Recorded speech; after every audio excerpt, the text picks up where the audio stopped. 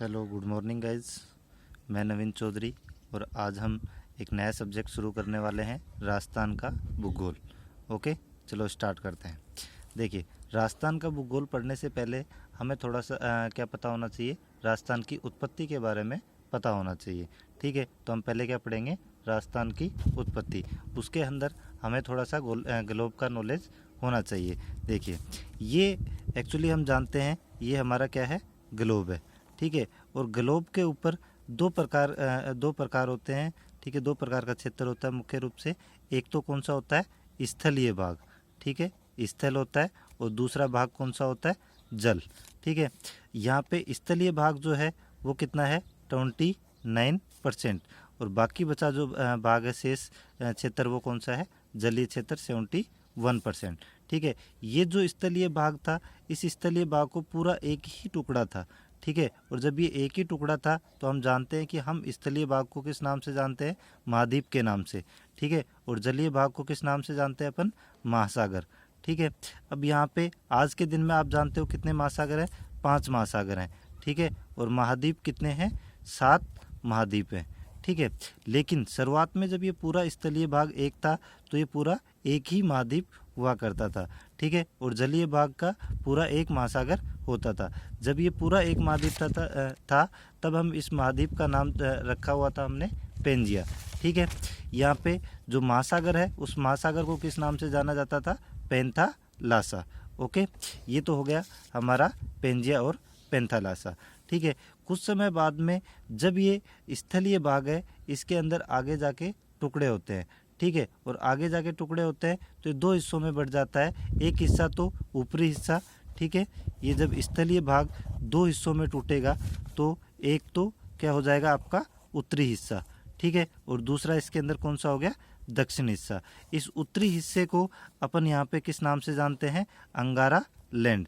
ठीक है, और दक्षिण हिस्सा था, इस हिस्से को हम किस नाम से जानते हैं, गोंडवाना लैंड। ओके, और बीच में जो हिस्सा बना, इस हिस्से को क्या बोलते हैं अपन, भू संतति। और इस भू संतति को नाम दिया गया टेथिस सागर। ओके, तो ये हो गए हमारे 3 टाइप्स, अंगारा लैंड, टेथिस सागर और क्या हो गया, गोंडवाना लैंड।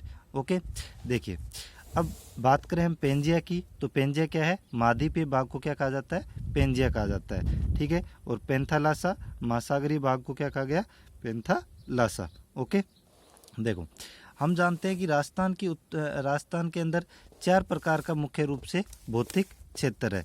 कौन कौन सा, एक तो हमारे यहाँ पे क्या है, पर्वत है। ठीक है, ये हो गए आपके पर्वत कौन सा है, अरावली पर्वत। ठीक है, अरावली पर्वतमाला जो कि आपके राजस्थान से गुजरती है। जैसे ये आपका राजस्थान का एक बेसिक स्ट्रक्चर हो गया, जिसमें ये हिस्सा कौन सा आपका, अरावली का क्षेत्र है। ठीक है, तो ये हो गया आपका अरावली प्रदेश। दूसरा अगर मैं बात करूं तो दूसरा हिस्सा कौन सा है, पठारी प्रदेश। और पठारी प्रदेश कौन सा है, ये जो आपका हिस्सा है हाड़ौती वाला, ये कौन सा है, पठारी प्रदेश। ठीक है, हाड़ौती का पठारी प्रदेश। उसके बाद में अगर मैं राजस्थान के पूर्वी भाग की बात करूं तो ये पूर्वी भाग है, ये आपके लिए यहाँ पे क्या है, मैदान। ठीक है, जिसको आप किस नाम से जानते हो, पूर्वी मैदानी प्रदेश। ठीक है, तो ये हो गया मैदान।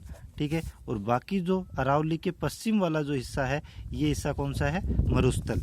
ठीक है, तो एक बच गया आपके पास क्षेत्र कौन सा, मरुस्थल। ठीक है, और ये मरुस्थल कौन सा मरुस्थल है, थार का मरुस्थल। तो इस प्रकार से राजस्थान के अंदर मुख्यतः 4 प्रकार के भौतिक क्षेत्र है। एक तो अरावली पर्वत, दूसरा हाड़ौती पठार, तीसरा पूर्वी मैदानी और चौथा मरुस्थल।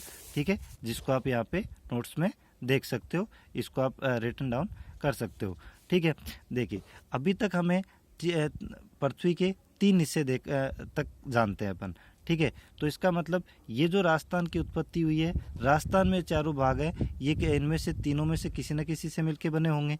ठीक है, हम जानते हैं कि गोंडवाना लैंड जो है ये प्राचीन क्षेत्र है। ठीक है, और यहाँ पे अरावली और हाड़ौती, ठीक है, ये आपके यहाँ मिलने वाली चट्टानों से हमने देखा है कौन से क्रम की चट्टानें हैं, प्राचीन क्रम की चट्टानें हैं। ठीक है, तो इन दोनों की उत्पत्ति यहाँ किससे होती है, गोंडवाना लैंड से। ठीक है, और बात की जाए यहाँ पे किसकी, मैदान और मरुस्थल। ठीक है। मैदान और मरुस्थल ये दोनों किससे मिलके बने हैं? टेथिस सागर से। देखो एक चीज़ और होती है कि जो भी मैदानी क्षेत्र होता है वो मेनली जलीय क्षेत्र से बनता है, किसी नदी या महासागर के थ्रू उसके बहने से वहाँ पे क्या बनता है? मैदानी क्षेत्र। और मरुस्थल की बात की जाए तो मरुस्थल भी शुरुआत में क्या था?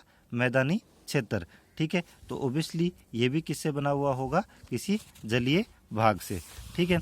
अब जहाँ तक राजस्थान के निर्माण की बात हो तो राजस्थान में हमने यहाँ पे देखा कि 3 हिस्से, गोंडवाना लैंड, टेथिस सागर और एक और अंगारा लैंड, ठीक है, जिसमें अरावली पर्वत और हाड़ौती पठार ये तो किसकी श्रेणी में आते हैं? गोंडवाना लैंड से, ठीक है। और मरुस्थल और मैदान ये दोनों किससे आएंगे? हमारे टेथिस सागर से।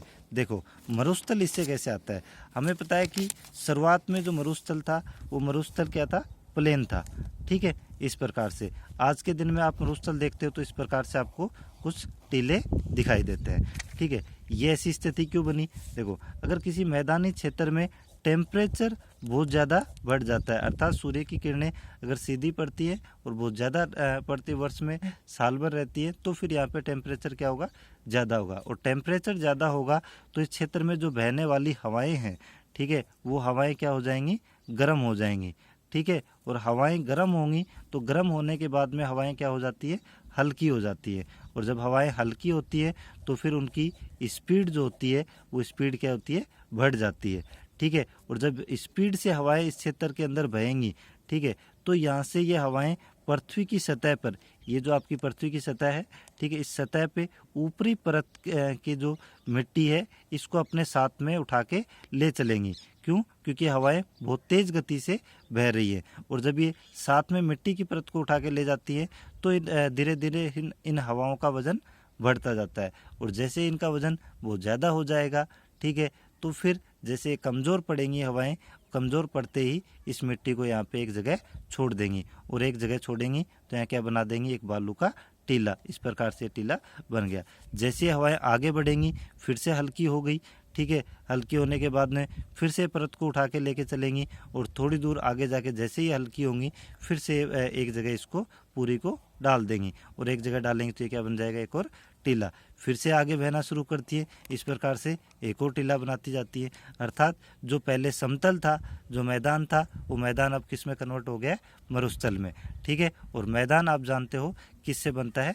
जलीय भाग से, ठीक है। तो यहाँ पे जलीय भाग आपका कौन सा था? टेथिस सागर। तो आपके पास में मरुस्थल जो कि थार का मरुस्थल है यहाँ पे, और पूर्वी मैदान, ये दोनों किससे हो गए? टेथिस सागर से, ठीक है।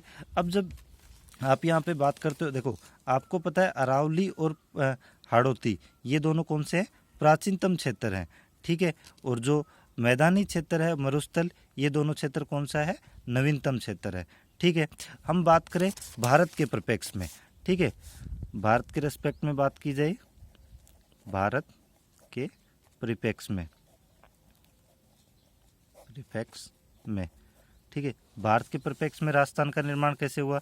ठीक है, देखो ये मान लो हमारा क्या है? इंडिया का मैप, जिसके अंदर आप जानते हो ये जो हिस्सा है, इस हिस्से के अंदर कौन सी पर्वतमाला गुजरती है? हिमालय, ठीक है। और ज़्यादातर जो नदियाँ हैं हमारी, ठीक है, वो नदियाँ कहाँ से निकलती हैं?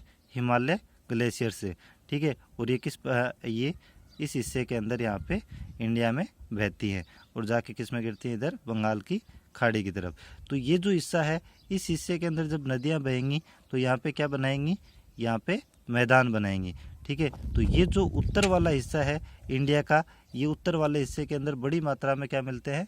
प्लेन्स मिलते हैं, मैदान मिलते हैं, ठीक है, जिनको हम किस नाम से जानते हैं? उत्तर के विशाल मैदान। उत्तर के विशाल मैदान, ये हो गए आपके उत्तर के विशाल मैदान, ठीक है। और ये जो आपका नीचे वाला हिस्सा है, ठीक है, जिसे आप दक्कन का पठारी क्षेत्र के नाम से जानते हैं, या इसे दक्षिणी भारत भी कहते हैं आप, या फिर आप इसे क्या कहते हैं? प्रायद्वीपीय भारत। प्रायद्वीपीय भारत, प्रायद्वीपीय भारत क्यों? क्योंकि इसके 3 तरफ यहाँ पे क्या है? पानी है। इस क्षेत्र में अरब सागर है, इस क्षेत्र में क्या है? बंगाल की खाड़ी, ठीक है। और नीचे आपका कौन सा है? हिंद महासागर, ठीक है। और किसी क्षेत्र में 3 क्षेत्र में जल होता है तो उसको आप क्या बोलते हो? प्रायद्वीपीय क्षेत्र, ठीक है। तो ये प्राचीन जो क्षेत्र है, ठीक है, तो यहाँ पर प्राचीन क्षेत्र कौन सा है राजस्थान का? यहाँ पे हमने देखा प्राचीनतम कौन सा है? पर्वत और पठार। ठीक है, तो इन दोनों का निर्माण तो किससे होगा? प्रायद्वीपीय पठार से। ठीक है, या प्रायद्वीपीय भारत से। और नवीनतम हिस्सा या फिर जो जलीय भाग से बना हुआ हिस्सा कौन सा है? मरुस्थल और मैदान। ठीक है, ये दोनों किससे मिलेंगे? उत्तर के विशाल मैदान से।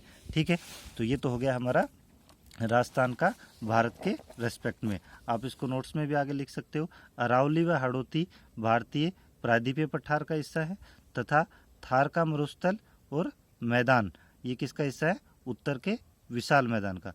Okay, thank you.